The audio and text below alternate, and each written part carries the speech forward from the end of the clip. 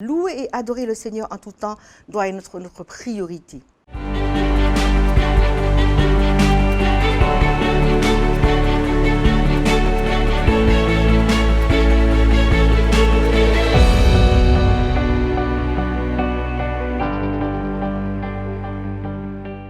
Aujourd'hui, je veux vous parler d'un thème qui me tient vraiment à cœur, c'est notre louange et notre adoration au quotidien. En fait, une chose qui m'a beaucoup touchée lorsque j'ai commencé à fréquenter les milieux évangéliques, ce sont les chants de louange et d'adoration. Et à chaque fois, je ressortais de ces réunions en larmes, j'étais ébranlée, quelque chose se passait en moi. Je ne comprenais pas tout au début et je sentais une présence, quelque chose qui me transperçait et ce n'est que plus tard que j'ai compris que c'était la présence du Seigneur qui me touchait. Et on s'accordera, vous et moi, à dire que la parole de Dieu qui déclare dans Psaume 22, verset 4, « Dieu siège au milieu de la louange de son peuple ». C'est une parole qui est véritable et vraie, elle est véritablement vivante. Et nous l'avons déjà expérimentée. Notre louange et notre adoration sont importantes et précieuses aux yeux de Dieu. Et dès les premiers temps, on voit comment l'Éternel recherche cette disposition de cœur. Il la recherche. Lorsqu'on voit comment il a agréé, il a accepté l'offrande d'Abel plutôt que de celle de Caïn, c'est qu'il scrute, il regarde comment nous le faisons, comment nous disposons nos cœurs pour le louer et l'adorer. Et en tout temps, Dieu a recherché une atmosphère où il pourra descendre au milieu de son peuple. On peut voir aussi tout le dispositif qu'il a mis en œuvre au milieu de son peuple pour établir une louange et une adoration d'excellence. Avec des centaines de musiciens, de tous les instruments et des milliers, je dis bien des milliers de chantres pour pouvoir installer sa présence. Vous pourrez lire tout cela dans 1 Chronique 15 et tous les chapitres qui suivent. Vous allez voir l'organisation qui a été mise en place pour que les Lévites de l'Éternel, les chantres de l'Éternel établissent la présence de Dieu. Pour chacun d'entre nous, il ne s'agit pas de louer et d'adorer le Seigneur seulement lorsqu'on est réunis, seulement dans les églises, seulement dans le corps de Christ, seulement dans le CRC international, lorsque nous nous réunissons dans nos cultes gospel. Notre Seigneur veut une louange et une adoration en tout temps. Une louange et une adoration de tous les instants, comme David. Il faut que nous soyons en mesure de dire, comme dans le psaume 34, verset 2, « Je bénirai l'Éternel en tout temps, sa louange sera toujours dans ma bouche. » En tout temps, toujours.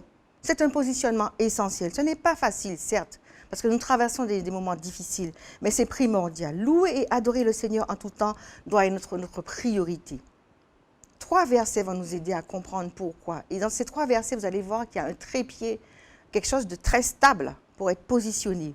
1 Thessaloniciens 5, versets 17 à 19 déclare « Priez sans cesse, rendez grâce en toutes choses, car c'est à votre égard la volonté de Dieu en Jésus-Christ, n'éteignez pas l'esprit. » Un trépied, je vous ai dit, la prière au quotidien, un croyant doit prier, prier sans cesse, et la louange et l'adoration en toutes choses. C'est ainsi que l'esprit, le 3e pied, va venir s'attacher à votre vie. La prière, la louange et l'esprit.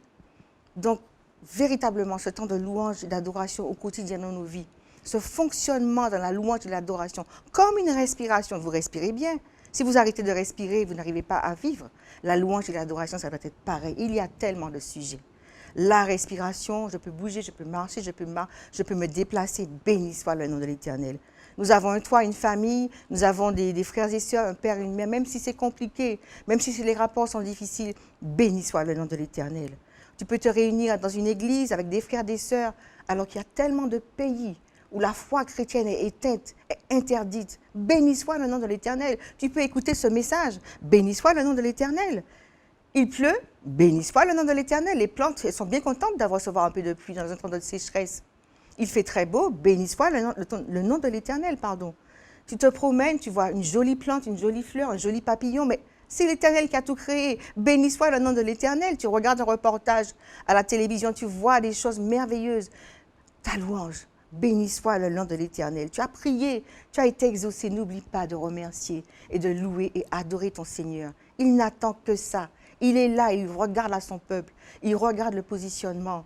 Si tu es toujours là à prier, à demander, et qu'il n'y a aucune louange qui sort de ta bouche, il va t'aimer toujours, il va être compatissant, mais il sera peut-être un peu déçu de voir que la louange et l'adoration manquent dans ta vie.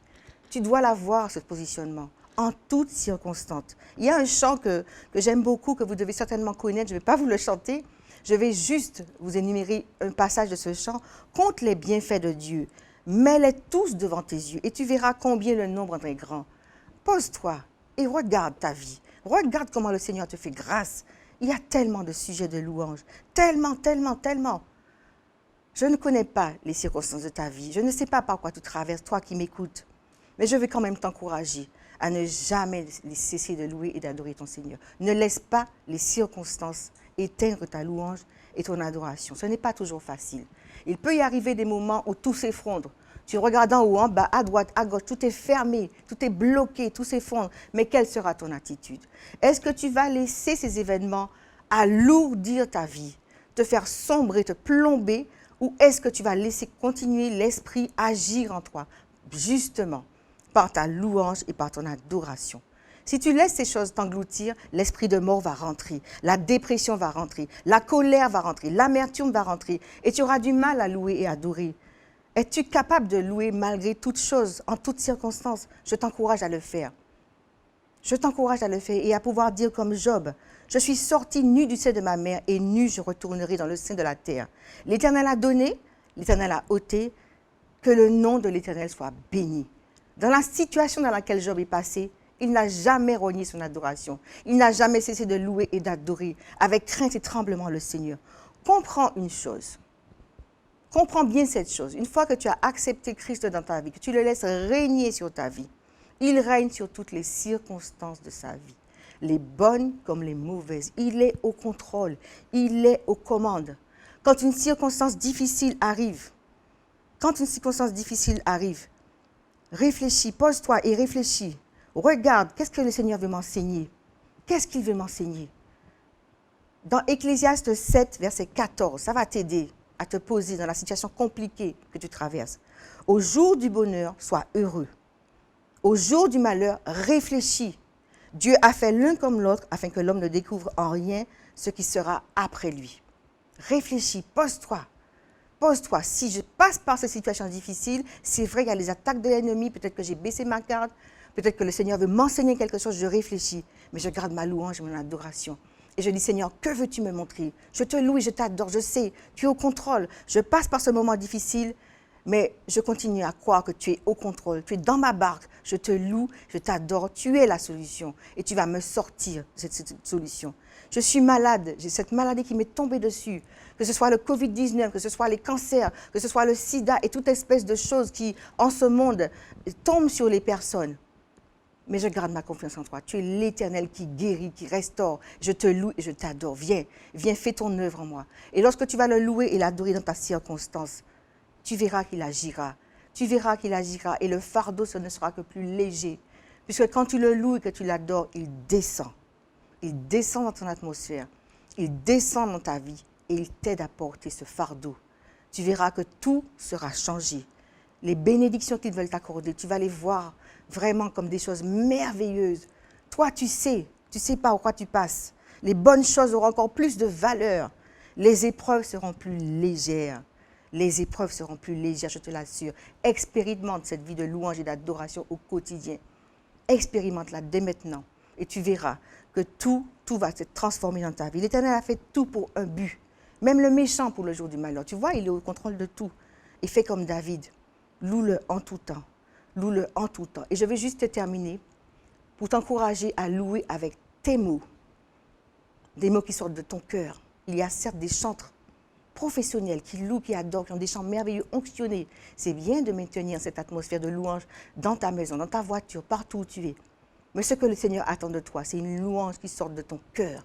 Un chant nouveau. Oui, je répète, un chant nouveau qui sort de ton cœur, avec tes tripes, avec ton cœur, avec tes mots, avec tes larmes, et tu verras la gloire de Dieu. Tu verras son atmosphère changer, et il va descendre. Il va dire, voici mon serviteur qui m'aime, voici ma servante qui m'adore, et je descends, et je prends sa cause, et je le conduis, il va marcher à ma suite. Mon frère, ma sœur, toi qui m'écoutes, ne néglige pas cette louange et cette adoration. C'est une clé essentielle pour la poursuite de ta marche.